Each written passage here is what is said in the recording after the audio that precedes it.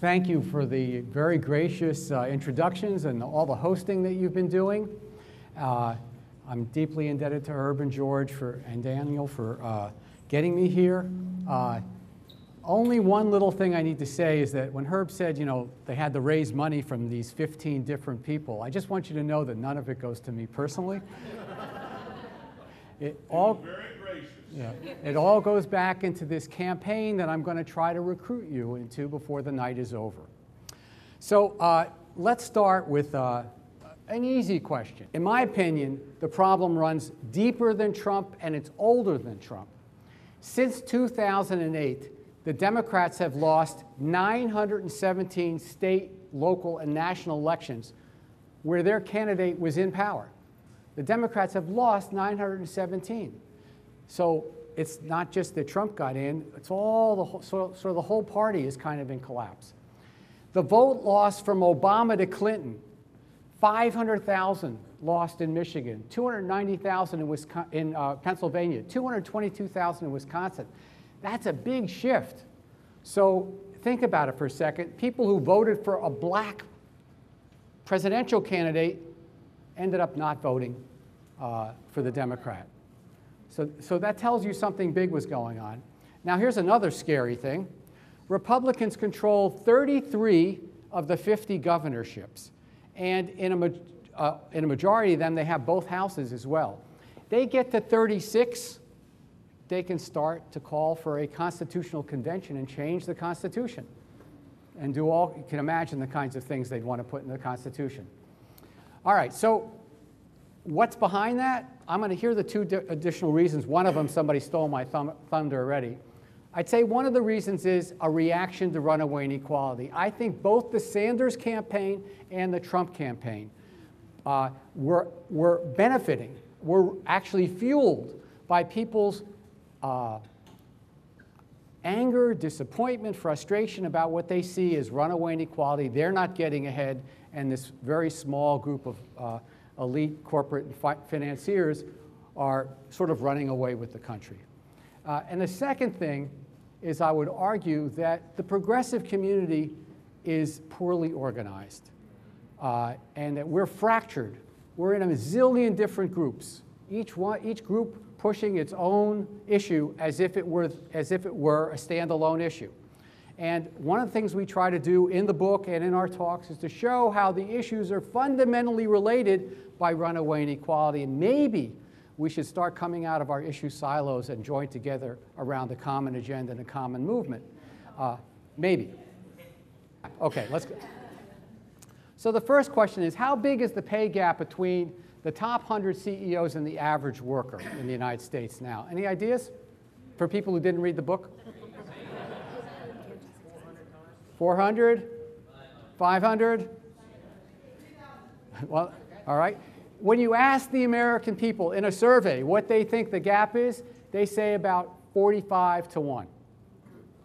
Okay. And let's figure out what this actually means. What would 45 to 1 mean? If you have one home, it means a top CEO could have 45 homes. If you have one car, they could have 45 cars. So 45 to 1 is a pretty big gap. Okay, so let's take a look at what it is. Well, the American people were right in 1970. Basically, the American people think it's 1970. It's 45 to 1. Watch what's happened since 1970. 1980, 1990, 2010, we're jumping to 2014, it was 844 to 1. One home for you, 844 for them. I cannot wrap my mind around 844 homes compared to 1. All right, so let's move on. Let's compare ourselves to some other countries. Here's the United States. Now here's Switzerland, Germany, Spain, France. We're a little bit of an outlier. The next highest country is Switzerland, where all the banks are, et cetera, the secret Swiss accounts, 148. This top line, this chart from 1947, which you can't see in the back row, and you probably can't see it in the front row, 1947 all the way up till today.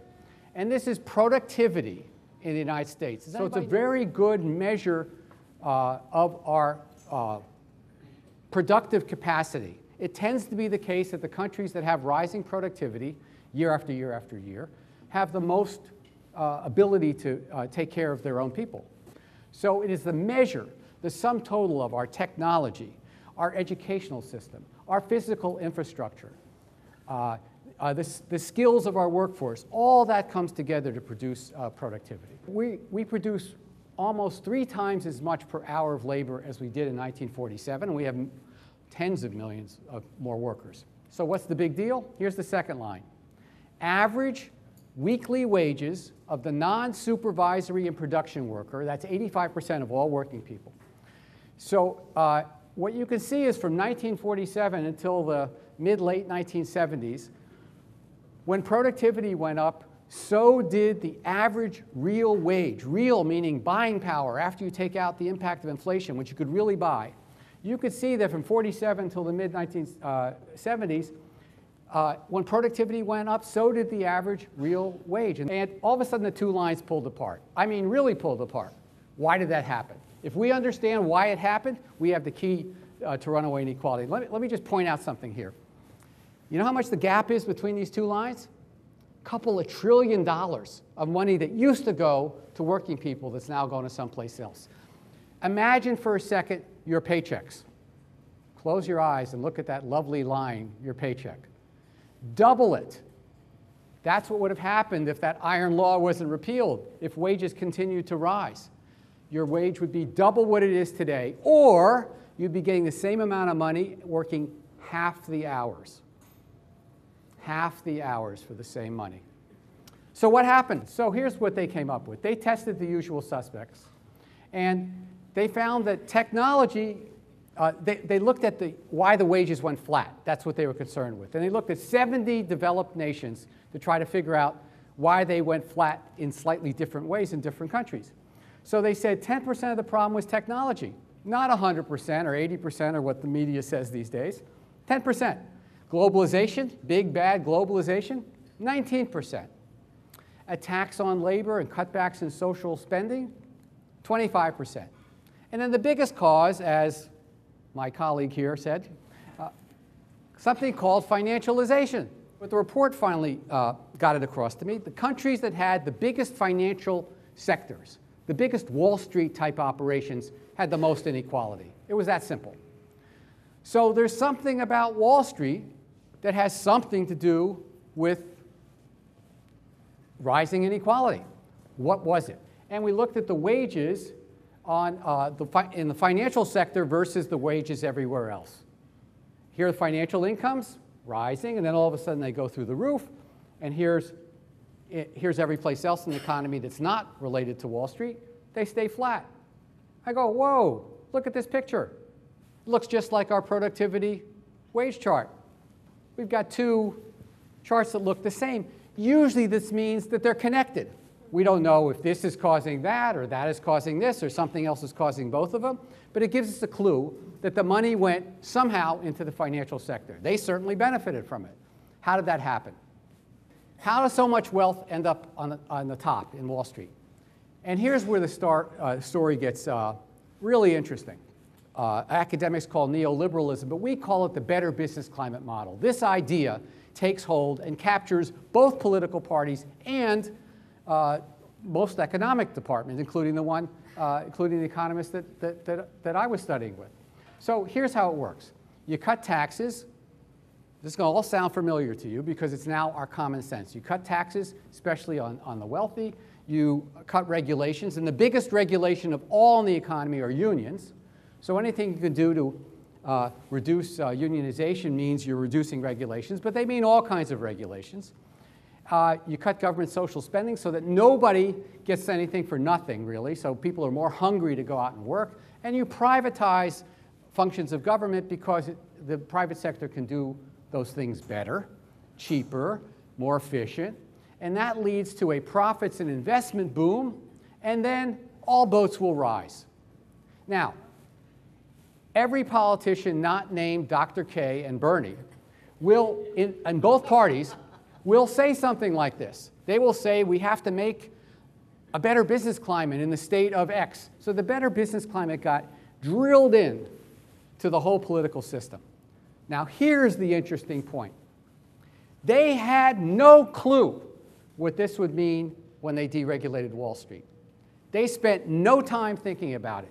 In the most radical economics textbook in the country that you can get right now, there's one page on Wall Street.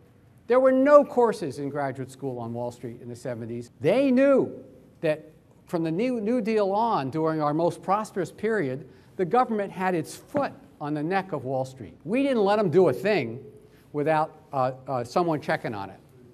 So it was a sleepy little backwater. If we go back to this chart for a second here, that's why it didn't matter whether you worked on Wall Street or if you worked for Chase Manhattan Bank or General Motors, given your level of skill, knowledge, et cetera, it didn't matter. You got paid about the same. Maybe banker's hours were a little shorter. And then all of a sudden there's this enormous premium for working on Wall Street. That wasn't an act of God. That was the deregulation of Wall Street. It unleashed a monster that nobody anticipated. So let me take you forward here. Here's what happened. The first after finance was deregulated around 1980, there's a group of people, then they had always been around, called corporate raiders, that saw their opening. They saw that they could buy up companies using borrowed money. And so what? It sounds like that's a big deal. Well, here's what they did. By the way, this was not really permitted before the late 70s and 1980 because they were so tightly controlled. So first what they did is they took, as soon as they would buy a company, they took a special dividend back for themselves. So it'd be like, you buy a house and the house gives you back your down payment. Wouldn't that be nice? You buy the house gives you back a down payment, a special dividends. Mitt Romney and Bain Capital were famous for doing this. Close the deal, give yourself back a special dividend. All right, you give some to the CEOs and the bankers that help put the deal together, and then you make the whole company pay it back. The debt's not on your shoulder. How many people here have bought a car with a car loan? Who pays back the loan, you or the car? No, seriously. If you bought Avis or Hertz would pay back the loan, not you. That was the beauty of these corporate takeovers. And of course, once people saw that this was going to work and no one was going to stop them, it happened again and again and again. And virtually every company that any of you have ever worked for has gone through this. All right, so now you got a problem. You just took over Hertz or Avis or General Mills or whatever, and you want to get as much wealth out of this. You're the big investor. You want to suck the wealth out of the company. How do you do that? Well, what you got to do is you need a straw boss. You need somebody that's going to help you do that on the inside of the company. You don't have time to do that because you're going to buy a bunch of companies. You want somebody else in there, and that person is going to be the CEO and the top officers. So to put them on your wavelength, you got to change the way they're paid. Back in 1980 or before, 95% of a CEO's pay was salary and bonuses, and about 5% were stock incentives. They changed that. They increased the amount of stock incentives from almost nothing in 1980 to, this is now all the top 500, not 100, to at least $9–10 million a year on average, some in the hundreds of millions. Then, today, 5% of the average CEO's salary and bonuses. 5% of their pay is salary and bonuses. That's it, 5%. The rest, or just about all the rest, are stock incentives. All right, now think about this for a second. I know we got some CEO material in the room. Think about it. You're a CEO. Almost all your pay is stock incentives. You go to work the next day. What are you going to do? What are you going to do? You're going to make the value of the stock go up. Of course you are. You didn't take the job to be an altruist. You want the stock to go up. How? How do you make the stock go up? You need strategies to milk the company.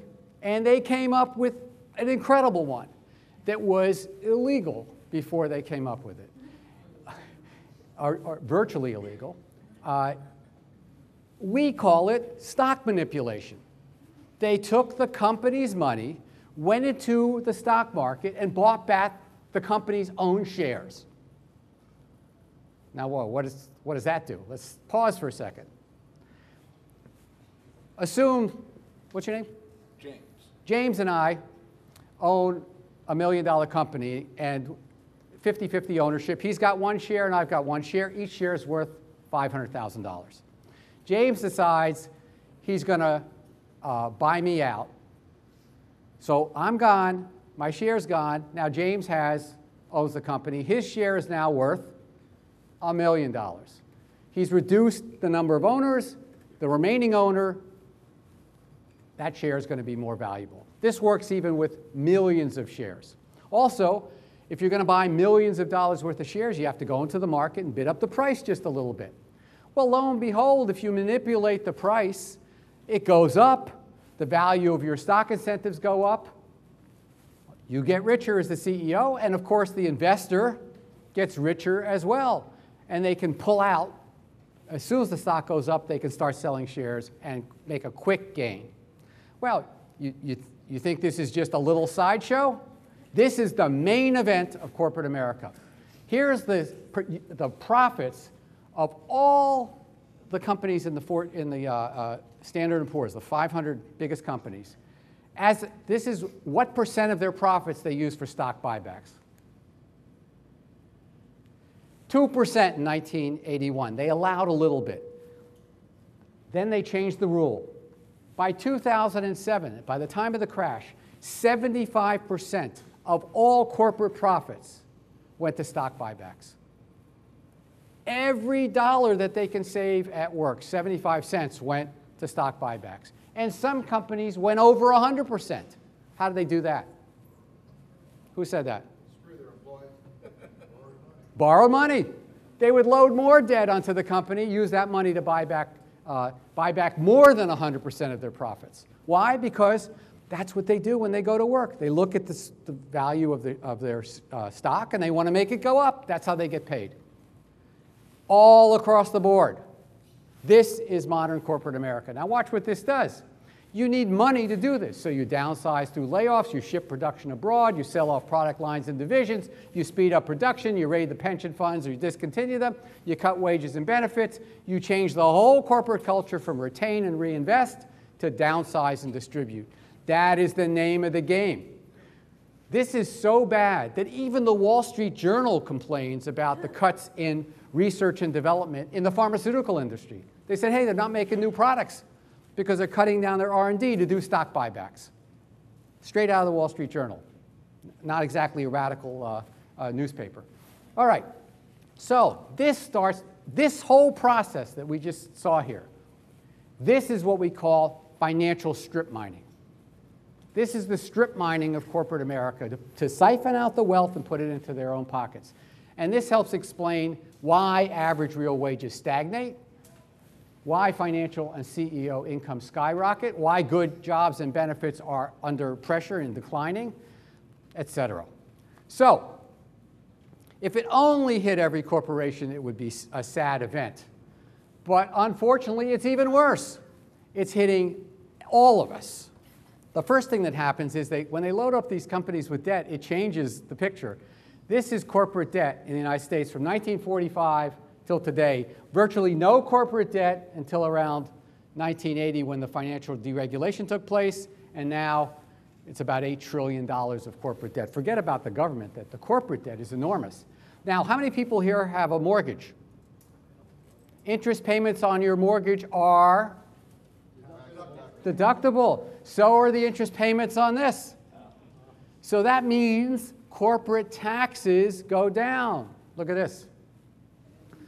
They've fallen in half since 1980. So corporations have reduced their contribution to state and local government by half. And this starts to begin to answer the puzzle, how can the richest country in the history of the world constantly be in a fiscal crisis? We can't afford anything, right? Every politician, right, Dr. K? Every politician is going to tell you, oh, we can't afford this, we can't afford that, et cetera. Well, corporations aren't paying anymore because of this financial strip mining. Now, the other thing is, how many people here have more than $10 million in assets? Nobody? Where are the rich union leaders that I've heard so much about? I mean, a book's doing well, but not that well. 10 million or up, you're not going to want to pay taxes. You don't have to pay taxes. You can move your money abroad. And we estimate approximately, not just me, these are the research outfits, we're losing about $150 billion in taxes every single year due to money parked abroad. If you have a lot of money, you move it to the Cayman Islands or someplace, and you're just not going to pay that much in tax. And this is how much is lost by state. Anybody here from New York originally? 4.3 billion a year in tax revenues that are lost due to this money moved overseas. North Carolina, $1 billion a year. You made it to the top 10. Congratulations. $1 billion a year of lost revenue. Okay, now, we're supposed to have a progressive tax system. The rich are supposed to pay a higher percentage than the poor. And a flat tax would be everybody pays the same percentage. Here's what we have. Because of the rich aren't paying and corporations aren't paying. Here's a perfect progressive tax system, right? This would be the poor down to the rich. 10.4%, 5.4. This would have the rich paying twice as much as the poor. Other way around. The top 1% is paying half as much as a percentage as the poor in state and local taxes. So that the rich aren't paying, the poor can't pay, the burden falls on the middle, and that's why there's a tax revolt going on all the time. That's why the richest country in the history of the world can't afford anything. And this is how the whole book started. This is why. We can't afford anything anymore. We'd let half the population sleep on the street as long as if the rich aren't paying and corporations aren't paying and the wealth is going up to them, we can't afford anything. Now, this has impacts. When people have all that money, they use it to keep working the system in their behalf. Here's the 2014 elections, and we'll update this for 2018 soon, or 16. Who paid what? Labor put in $54 million in 2014. Single issues like the environment put in reproductive rights, et cetera, put in $71 million. Corporations and finance, $343 million. Not even close. All right, so here's where the strip mining comes right into your community. All right, so you don't have tax money. How do you build anything? Well, you got to go to Wall Street to get the financing. Lo and behold, you can't tax them, but you got to go to them. You know, you can't tax the loan shark. You got to go to the loan shark to get the money so that you can keep your community semi-alive. Los Angeles. Here's a study that was done a few years ago in Los Angeles. Wall Street fees, not their interest payments, just the fees to close the deal, points, like points on your mortgage. The points that went to Wall Street, $334 million. The amount of money spent on the roads budget in Los Angeles, right? It's just about all roads in Los Angeles, was $163 million. Almost twice as much, more than twice as much, went to Wall Street in fees. Strip mined out of Los Angeles. Happening all over the country. All right, how strip mining impact the environment? Let me give you a little story. Environmentalists sometimes don't buy this story. They say, well, it doesn't matter to me. All I care about is climate change and it's an existential crisis, and rich people give us money on the environment. They like it too, so why should we care? Watch this. Well, there was a guy named Harry Wilson who was appointed in the Obama administration to be on the GM bailout task force. He was 37 years old, hotshot from Wall Street, so he works there. He learns all there is. The bailout, he helps the bailout. We bail out GM for $49 billion, and the tax, we lose at the end of this. We lose $11 billion. The workers give back $11 billion. And I don't know about you. At the time, I thought, well, if GM gets on its feet again, I expect them to make the greenest cars in the world and to treat their workers well. At least make the green cars, for God's sakes. All right. Well, Harry leaves the Obama administration. And he's like now an expert on GM. So he gets 4 hedge funds together. By the way, those corporate raiders, we now call them hedge funds and private equity companies. We call them nice names. Same thing. He gets them to buy 34 million shares of GM. That's about $900 million.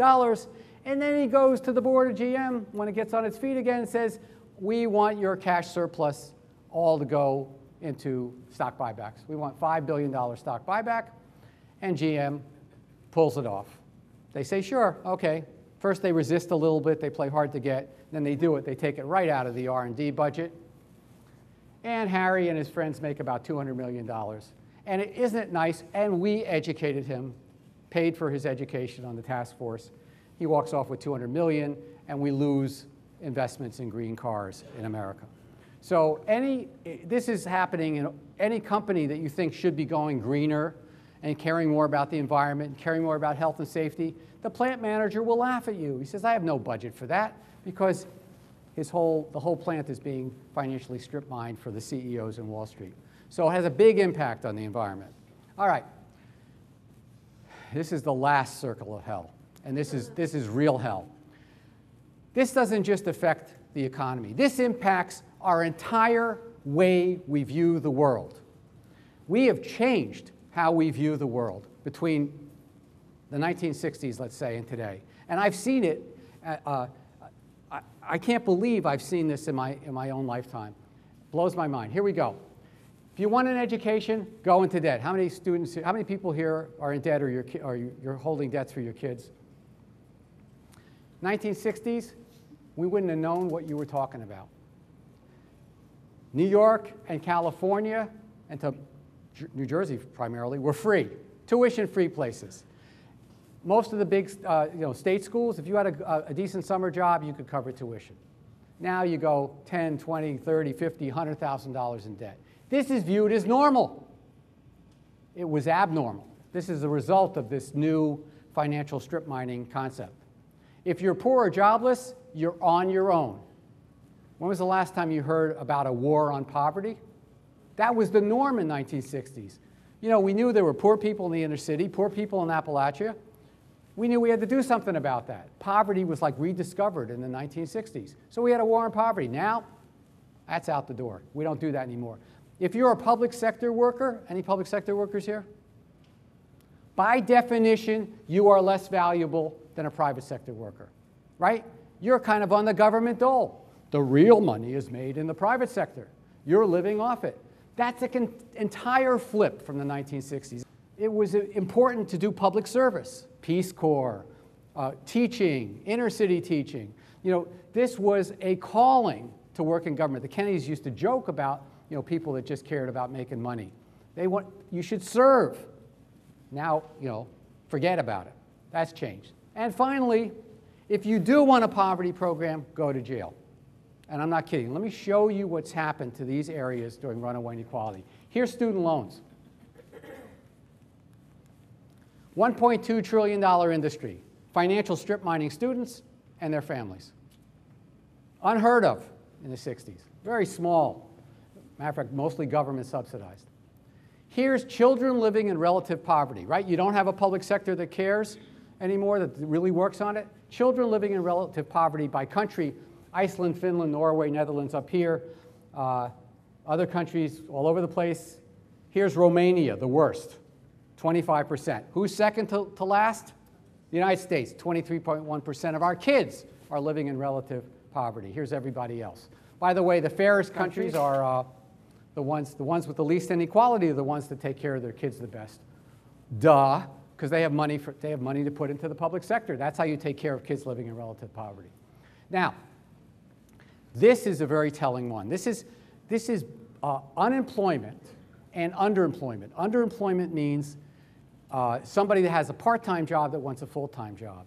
This is high school graduates, not dropouts, graduates. 50%, over 50% of black youth are unemployed or underemployed. Latino, 36%. Anglo, 33%.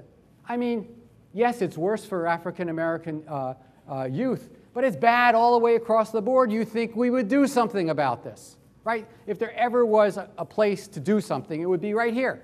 High school graduates, they did what we told them to do, stay in school, graduate, and then they can't find a decent job.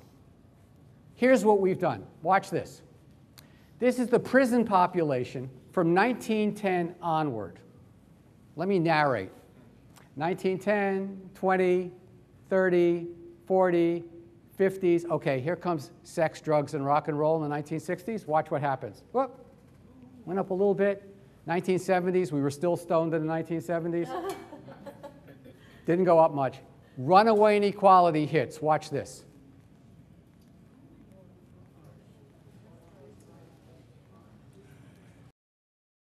We have the most prisoners in the world.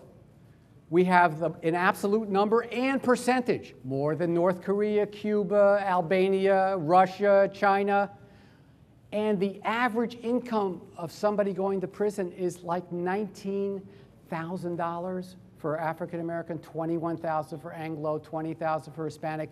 This is where we put poor kids. This is our war on poverty. This is where we suck up the surplus population. We put them in jail. This is a product of runaway inequality. Here's another product. Where's our expert, Dr. K, on opiates? Here's the opiate deaths starting in 1980. Looks a lot like the runaway inequality line. This is how people are coping. You all heard of Michael Brown, Ferguson, Missouri? Got killed by the cops. And mostly this story is told as pure racial oppression.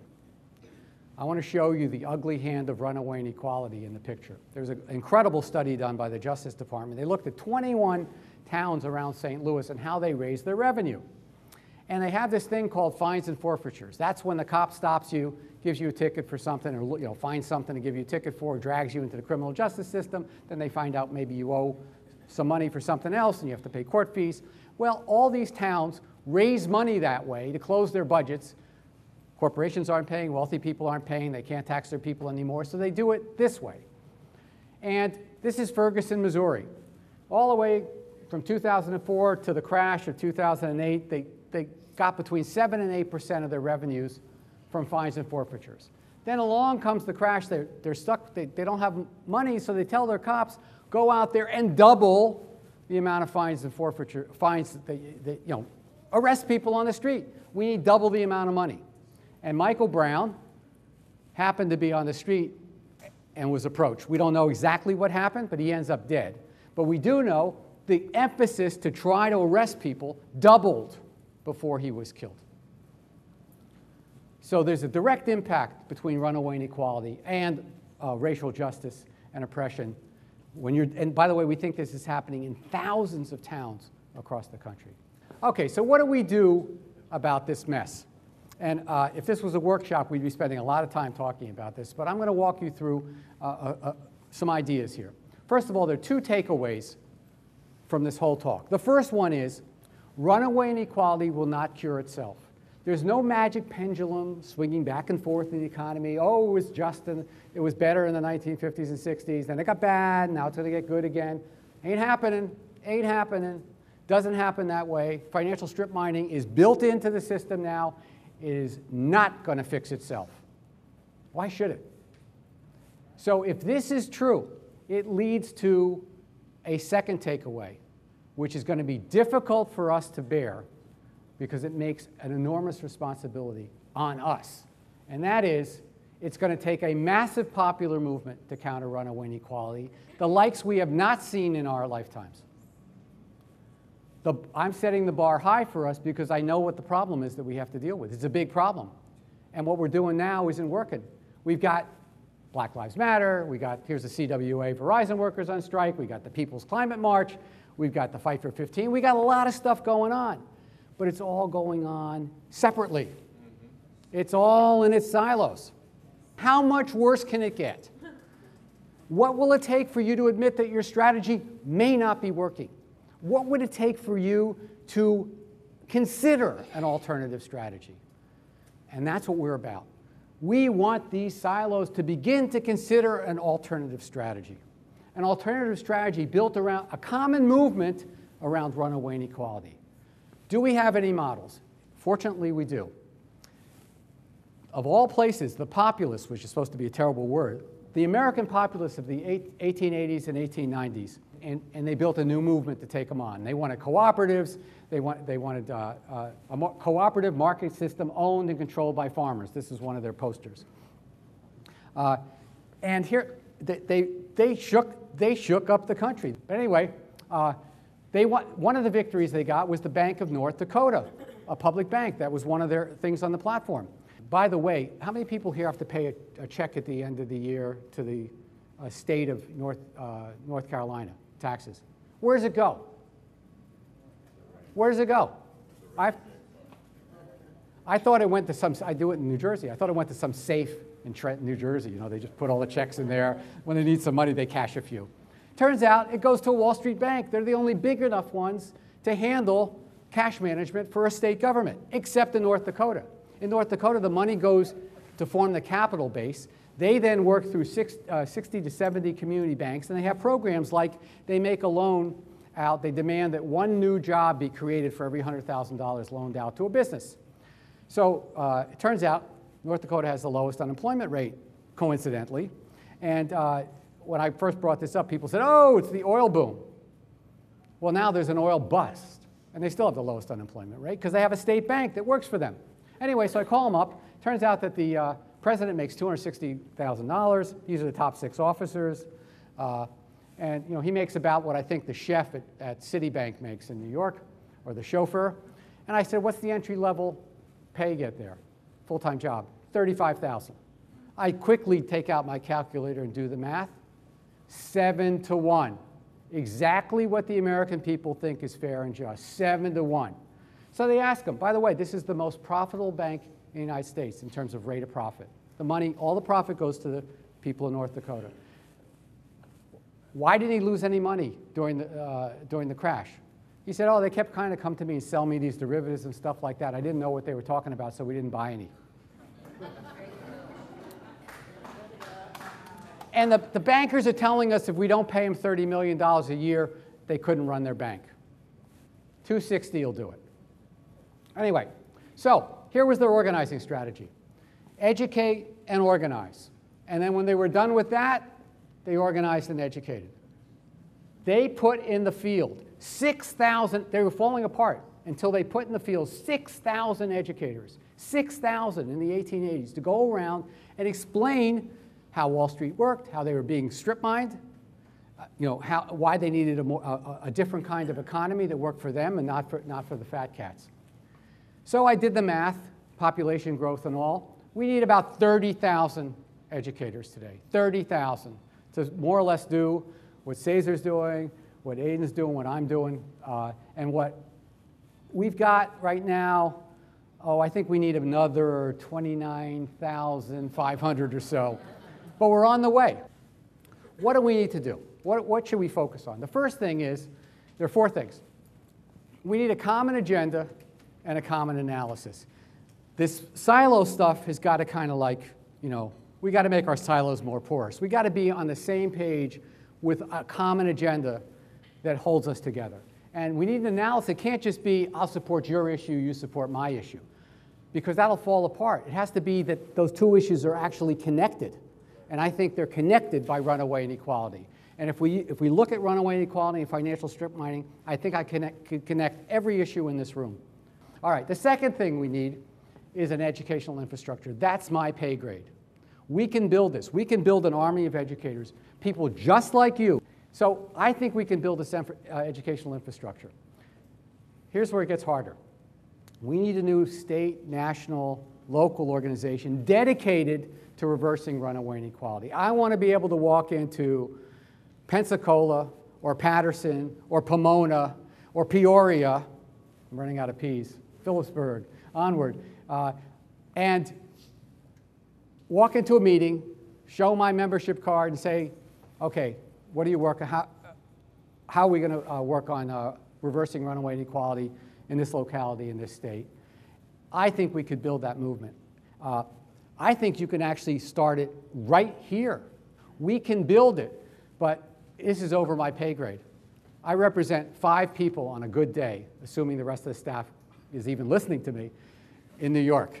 I don't represent 600,000 steelworkers or how many ILA people or 600,000 communication workers, or even what your organizations here represent. You could come together and form this and become a model for how we break out of our silos. But you won't do that until we conquer the fourth thing, which is we need a new activist identity. No matter what else we are, we can be a racial justice advocate, we can be a clean water advocate, we also have to be movement builders. We have to see ourselves as building a movement powerful enough to reverse runaway inequality, or it can't possibly happen. It's not going to just fall from the sky. We can't just wait for the next Messiah. Here are the challenges that this educational movement, this new organization has to deal with. We have to figure out how we do this. How do we break out our silos and become movement builders? That's a trick. And we also have to figure out how do we reach those voters that voted for Obama once or twice, hard to call them racists, then voted for Sanders or supported Sanders and then voted for Trump out of sheer frustration. We have found, by the way, half the steelworkers who voted for Trump. They also were for Bernie. And I work with them a lot. And we've had them in these workshops, and you can move them with the runaway inequality analysis. People are ready to do this if you're ready to reach out to them. All right, so when I finish up these wraps, I go, we need an army of educators. Are you interested? Raise your hand if you're interested. Want to join the army? Okay, that's what usually happens. All right, so we set up a website, and we started asking people at the end of my articles and the talks, said, go to the website and sign up if you want to be part of the Runaway Inequality Education Network. And this is what we have. It's about 2 or 3 weeks old. And you can see we need more people here. We only got a few. So this has happened since February. This is basically unsolicited. This is just from a tagline at the end of my article saying, oh, if you're interested in being a runaway inequality trainer, go to this website. So go to this damn website, sign up, and we will help you build an infrastructure in this county and in this state to support a movement to reverse runaway inequality. We will help you build that infrastructure. We will train trainers. If you say yes, it's a very simple box you fill out, and it says, do you want to be a trainer? Yes. If you do, great. If not, you just get an email every now and then about what we're doing. But we need you. The game's changed. You want to applaud? Go ahead. But this time, you're applauding for what you're going to do. You're making a commitment. When you applaud, you're making a commitment to move this idea forward, or nothing's going to happen. It's on us. It's our responsibility, too. And this is the time to change it. People are hungry for change. Let's help them get it. Thank you very much.